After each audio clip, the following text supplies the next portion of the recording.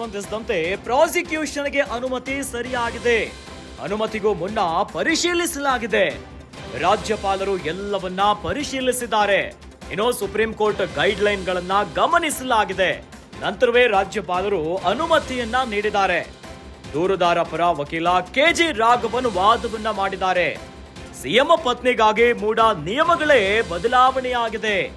ವೈಯಕ್ತಿಕ ಲಾಭಕ್ಕಾಗಿ ನಿಯಮಗಳನ್ನೇ ಬದಲಿಸಲಾಗಿದೆ. ಹೀಗಾಗಿ ಇದರ ಬಗ್ಗೆ ತನಿಖೆಯನ್ನ ನಡೆಸುವುದು ಸೂಕ್ತ ಅಂತ ಹೇಳಿದ್ದಾರೆ. ಸ್ನೇಹಮಯಿ ಕೃಷ್ಣಪುರ ವಕೀಲ ರಾಘವನ್ ವಾದವನ್ನ ಮಾಡಿದ್ದಾರೆ. ಮೂಡ ಪ್ರಕರಣಕ್ಕೆ ಸಂಬಂಧಿಸಿದಂತೆ ಸಿಎಂ ಸಿದ್ದರಾಮಯ್ಯ ವಿರುದ್ಧ ರಾಜ್ಯಪಾಲರು ಪ್ರಾಸಿಕ್ಯೂಷನ್ಗೆ ಅನುಮತಿಯನ್ನ ಕೊಟ್ಟಿರೋದು ಸರಿಯಾಗಿದೆ.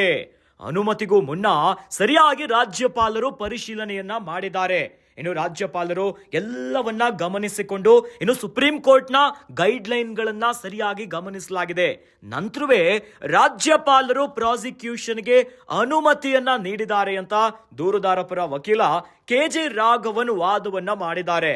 ಇನ್ನು ಸಿಎಂ ಪತ್ನಿ ಪಾರ್ವತಿ ಅವ್ರಿಗಾಗಿ ಮೂಡ ನಿಯಮಗಳೇ ಬದಲಾವಣೆ ಆಗಿದೆ. ಇಲ್ಲಿ ವೈಯಕ್ತಿಕ ಲಾಭಕ್ಕಾಗಿ ನಿಯಮಗಳನ್ನೇ ತಿರುಚಲಾಗಿದೆ.